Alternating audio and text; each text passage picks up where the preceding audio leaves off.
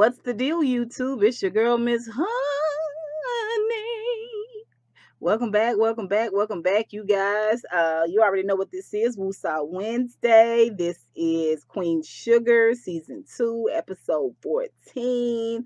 On These We Stand. This episode was just okay for me, you guys. Like, I didn't understand that whole filler scene we did with Nova, but we're gonna get into it. First, before we get going, good, you guys already know. If you're new to my channel, go ahead and hit that subscribe button. Whoever you are, go ahead before you forget and give me a thumbs up. If you want to be a part of this November nonstop, which I don't know if I'm doing all of it, but I'm gonna make a concerted effort. You want to be notified every time I put up a video. Go ahead and hit that notification bell. You don't want to miss anything. I mean, come on, everybody's gonna be talking about it. You're gonna be like, what y'all talking about? Okay, hit that notification bell and you can be up on everything. All right. And of course, let's talk about it down below. That's really where the whole recap, review, discussion goes on, is down below. And y'all know I love when y'all bring in things that I have missed, I forgot, I don't remember, all of that. Okay. So who gonna check me, boo? You down below. Okay. All right, let's get into this episode. We're gonna knock out a couple of people real quick, and then we're gonna get on with our MVPs and our shining stars. Y'all know how we do for this episode. Now, the reason why we're gonna go ahead and nip Nova in the bud is because I felt like Nova's storyline is kind of contrived. I didn't really like the way they did Nova's storyline this episode. I feel like it could have been done better. I really feel like this whole situation with Micah and the Confederate sword was a little contrived.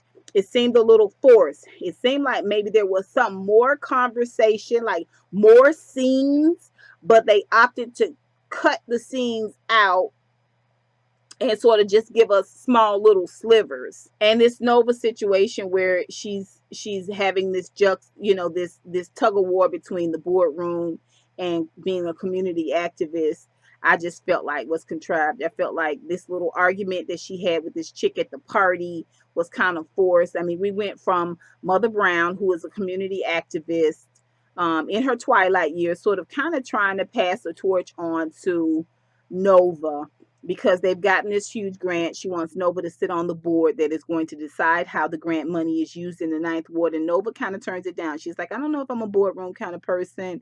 And Mother Brown's like, just think about it. Later on, after she has given her jewelry, which includes the pearls that Dr. Romance gave her for closure, she's selling that stuff, for closure. She's invited to this party. She goes to this party and everybody's happy to see her. Everybody know Nova. Everybody's speaking to her. She got this one chick, black chick, who is aggressive as hell about Nova being in the boardroom and not being in the community and being all talk. And she stirred up this whole Zika thing. I was like, why the hell are you so mad? Why are you so aggressive? This can't be discussed. Okay, we got to be mad about it. We got to be walking up in people's faces. It was so contrived. It just seemed like it just like out of the blue, just dropped out of the blue. I was like, what is we doing? What is we doing with this? I didn't understand it. I didn't. So that's Nova. So we already know Micah's feeling some type of way about, having been harassed by the police and unjustly arrested and all of this. And Micah's been dealing with that in one form or another for this whole season. He comes upon this sword in his school, in this private school that Charlie wanted to put him in. And my thing is that when you did the tour of the school, you didn't see this sword. Like, you didn't know that this was here. You paying thousands of dollars for this, for your son to go to a school, and this is the what they have represented in their school, and this is the school you fought to get him in. I'm side-eyeing Charlie about that. Another reason why the story seems a little contrived to me. But it's relevant to today, and Queen Sugar does a lot of current event stuff, so I can understand from that standpoint. I just feel like this was contrived. We are so used to really, really beautiful writing with the writers of Queen Sugar. This Nova And Micah's situation seemed a little forced and rushed to me. Y'all let me know what y'all think down below. But he's upset about it, typical teen. He deals with things in a more sullen, sort of, you're not moving fast enough. You sound a little soft. When his mom comes in, Charlie comes in to talk to him, and he's looking at these pictures of the Confederate flag. Kiki was very understanding, and she was like, the Confederate um statues are coming down. This is Kiki. And so when Charlie comes in, he's watching it on TV. And of course, he challenges her right away as to what she's doing. It's kind of like like as if like you don't know what's going on, and like you're not a part of things, like you're not aware. And she was just like, I just been so busy, I've been forgetting about these things. And he kind of scoffs her for it. Of course, he's feeling this angst. He wants to try to impart that to her, and he wants somebody to do something about this sword at school. It's bothering him because all of this is forcing him to reference how he was treated by this white police officer. And again, what I liked about this Micah Charlie episode is that she does in this moment tell him that she feels like, although it's the South and things are very, very different in the South, he's like, I hate it here, I hate it here, I hate it here, because this is the huge elephant that's in the room of every Southern person, is that everywhere you go, there is some reminder of Confederacy. It's just something about being in the South, but at the same time, what Charlie was saying about community and family, outweighs that. I get that too. So I enjoyed that conversation, and I also got a chance to see a good bit of Charlie Micah interaction where she tells him about Remy and how she feels about Remy. She really, really likes Remy, and that Remy asked her about having children, not her having his child, but did she want more children? He was like, what, really? I thought I was your one and only immaculate conception, Mom. So I love that conversation. He does tell her he likes Remy. Remy's a good guy. He's cool. And he feels like it'll be cool. So that was a good moment. But again, that was the end of it. We had this conversation with Micah at the school with a buddy of his was like, well, to me, it represents how far we've come. And Micah's just like, it represents murder. Again, it wasn't fleshed out enough. We just had this moment with it. So I do feel like Micah and Nova's storyline, this episode were kind of forced. You guys tell me what you think. Okay, so my two MVPs for this episode is going to be Darlene, which is Darla's mom, and Hollywood. Let's talk about Hollywood first. Hollywood is home early. He went to do this deposition for this rig explosion. There's going to be a huge lawsuit about that. And then the money has come to find out the company had been cutting corners. So the money that they could possibly get as a result of this lawsuit has been increased. And he doesn't mind telling Aunt Vi right away that he gonna spoil her. Now, when Aunt Vi first comes in the door, she's got a little white paper bag and she's got a bottle of pills in it, and when she sees him come around the corner with two freshly made sandwiches, she is shocked to see him there. She thought she had another day. He has come home early, and not only does he see this white bag, which she passes off as vitamins and supplements, but her energy is different. Her energy is different. Normally she's just like, hey baby, and it's all really sweet and loving and kind, but she is low-key defensive. Why didn't you call first? I thought you're supposed to be gone for one more day. Why are you back early? And he's like, this is what I get. This is what I get. I made you a sandwich and I'm here to see you and I'm here to tell you the news. You know what I'm saying? I came bearing gifts and I brought them right to your door. The first thing I wanted to do was come see my boo thing, my baby, my honeybee. And she's just like, well, I don't understand why you didn't. He was like, what is going on with you? And later on, when he folding clothes, he commits a cardinal sin, a federal offense. You know, an offense that could get you put before the firing squad. I mean, it could get you the guillotine, okay, the chair. You don't go in no woman's purse. You don't do it. You don't do it. My daddy was the leader of our household. He gets the biggest piece of chicken and he gets the first plate. Okay. Breadwinner, dragon slayer. Okay. All right. But he didn't go in my mama purse. You can slay all the dragons you want, but if you go in my mama purse, I mean, you gonna get it. Nobody goes in a woman's handbag. I promise you right now, if I hollered in there to Nick and said, he asked me for something and I said it's in my purse, he gonna bring me my purse. He gonna bring me my purse. He's not gonna go in my purse and get it. He gonna bring me my purse. Everybody knows it. You get the guillotine. You don't go in no woman's handbag. Are you kidding me? It could be booby trap. You could kill us all up in this mug. Don't do that. Anyway, she catches him going in the handbag. Now he looking for that pill bag because that pill bag is white. And he feel like that came from the pharmacy. And he tell her straight up and down, I'm sorry I went in your handbag, but I know that that's a prescription bag. What's going on? Tell me what's happening right now. I want to know. So she sits down and she tells him. She don't want to tell him. She don't want to tell him because, you know, the minute she tells him she has lupus, he is physically different. He is physically shaken. He said, there's no cure for that. Does this mean you're gonna, she said, I'm gonna be fine. I'm gonna be all right. There's no cure, but you can live. You can deal with it. I'm gonna deal with it and I'm gonna survive and I'm gonna manage it. And the minute he realized that it's not fatal like that, he physically relaxes. And he's just like, oh, okay. No. Okay. All right. No problem. So this is something that we can deal with. She said, there's no way. There's no way. I'm not going to burden you with this. I'm not going to be another Leanne. And when I tell you that Hollywood, listen, I know Remy is caramel and fine. I know that Ralph Angel is chocolate and fine.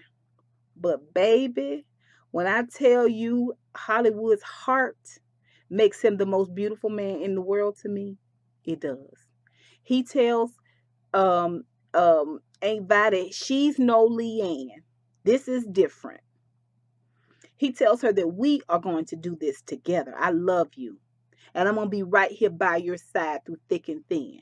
I'm also going to help you tell the kids. Now, she don't want to tell the kids, but we all know it's enough secrets going on with these borderlines. We don't need no more secrets on that. He said, I'm going to be with you when you tell them. Okay? And we're going to work through this thing together. We're going to do this thing together. Through thick and thin, I'm here with you. Vi, it's me and you. I love you. You mean the world to me. You my heart, Shay. Okay? I love you. Okay? You ain't got lupus. We got lupus. And we're going to work through this. Number one MVP. Number one MVP. So second MVP is Darlene. Darlene, this episode, Michael Michelle, she did that thing. She did it. Now, Charlie got her own situation going on, okay? Charlie is trying to save this meal. So Charlie's got meal owners who are being who although they own their own farms, they are on Landry land. And the Landrys are threatening to pull their leases if they continue to bring their sugar cane to the Queen Sugar Mill. So she got people dropping out left and right. She's got to figure out what she's going to do. And so she makes this decision that she's going to call, sorry, I had to check his name again, Martin Bennington, who is a Landry like twice, two or three times removed. And he's supposed to be Black Sheep Landry. Charlie's got a lot of irons in the fire. She invites this guy over and, you know, Charlie's very professional, but at the same time, she's a beautiful woman. So there's a part of her that knows that this man kind of has an eye for her, or appears to have an eye for her. She knows this, and she wants to be very subtle. She wants to be politically correct, but at the same time, she wants to get down to business and say, hey, we got, we're going to do this business. Let me show you the meal. He wants a bourbon. She's, all I got is coffee and sparkling water. There's this sort of cat and mouse, cat and mouse, cat and mouse. He kind of really want to talk more personal than business, and she's trying to keep it on the business, but not really offend him. Finally, the dude asks her out. And although Remy has been giving her some advice, and she normally takes it, this whole situation with this Landry guy, he is just like, be careful, be very, very careful. And Charlie's like, I know business, I know men, I know how to run this. Okay. And when he sees that he has sent her an expensive gift of some very expensive liquors, and Charlie's like, it's an inside joke. He's like, be careful, you're smart, you're calculating, you're one of the brightest women I know. He said, but be careful with these Landrys. And she's like, I think I got this.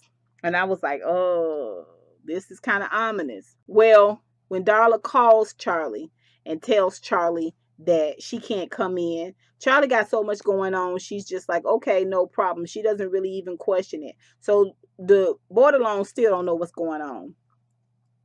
But Darlene, Darla's mom, is still there. And thank goodness, okay, because she is so supportive of Darla.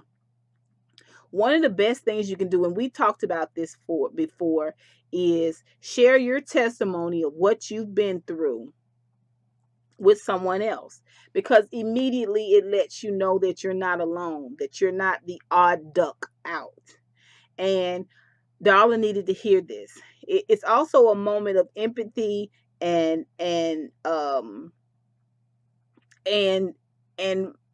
sacrifice, because Darlene is Darla's mom.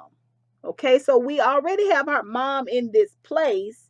Then you guys have this history, and Darla is able to share with her mom.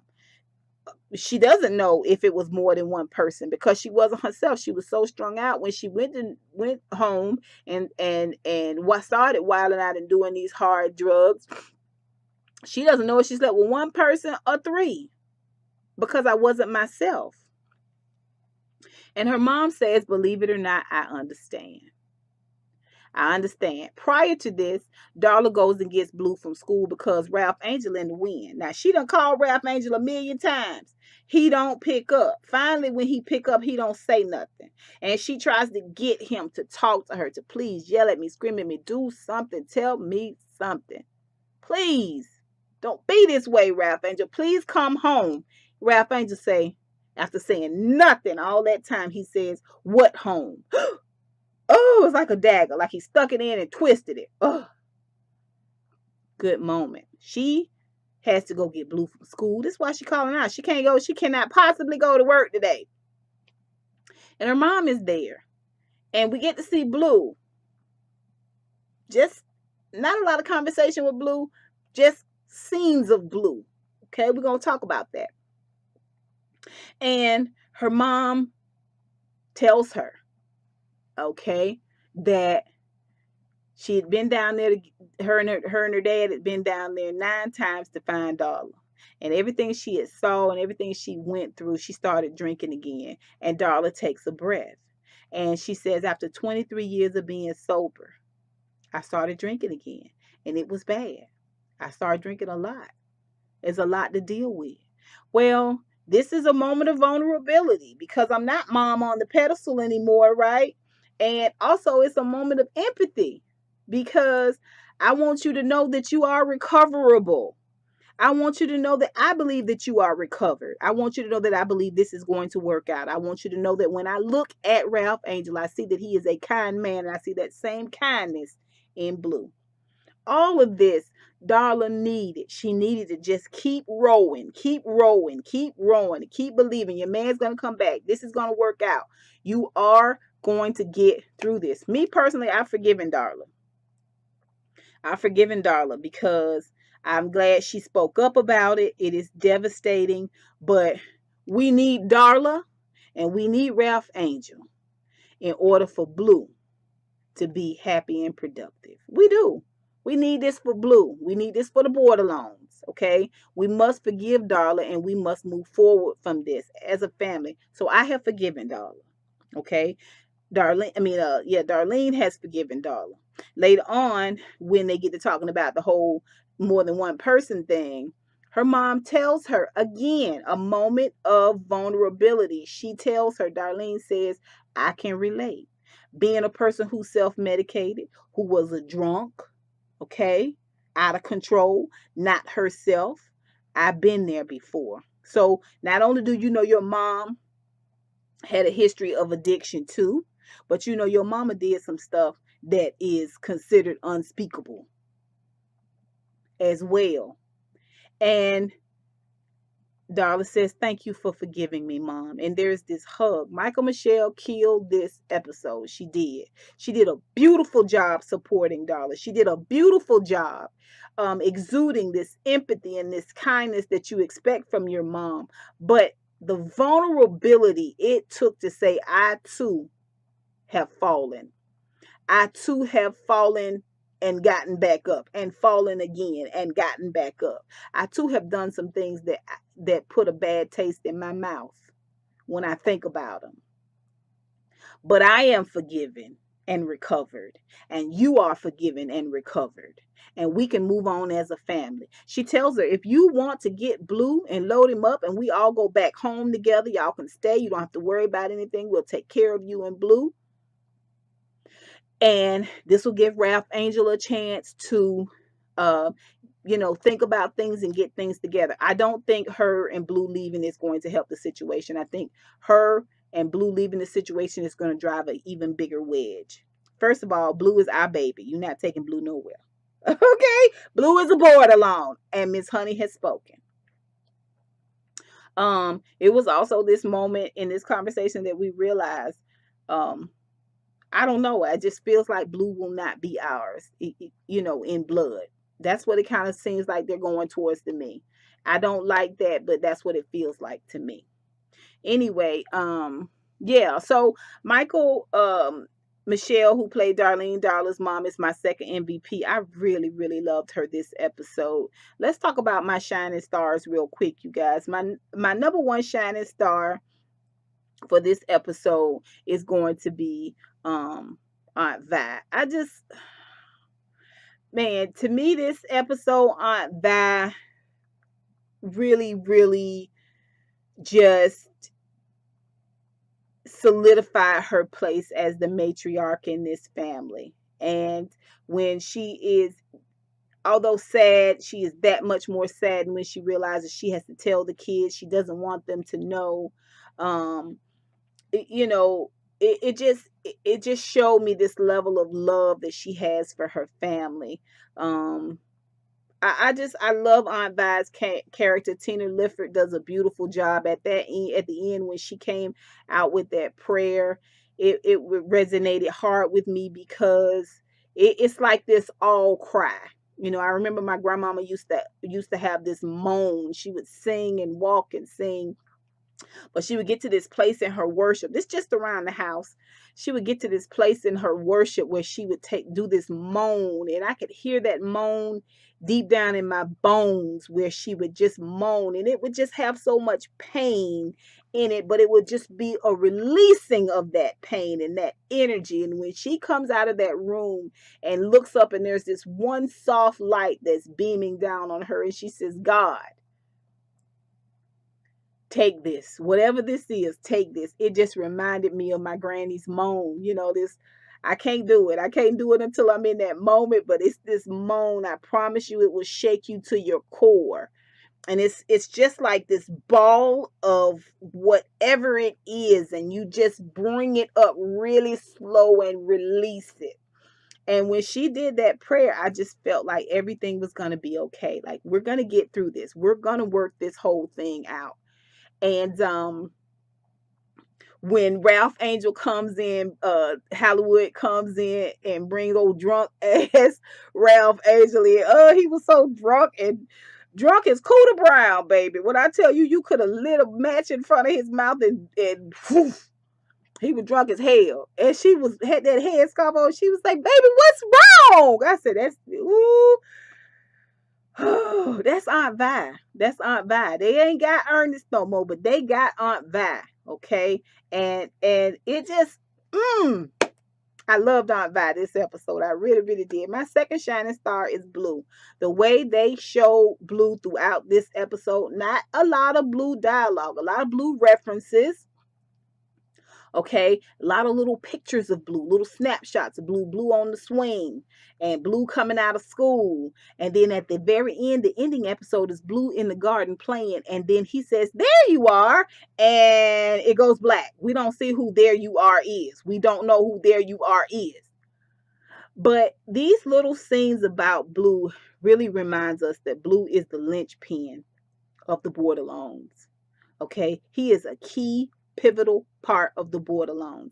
And even though he doesn't have a lot of dialogue, a lot of the things that happen in this episode, in this season, in this show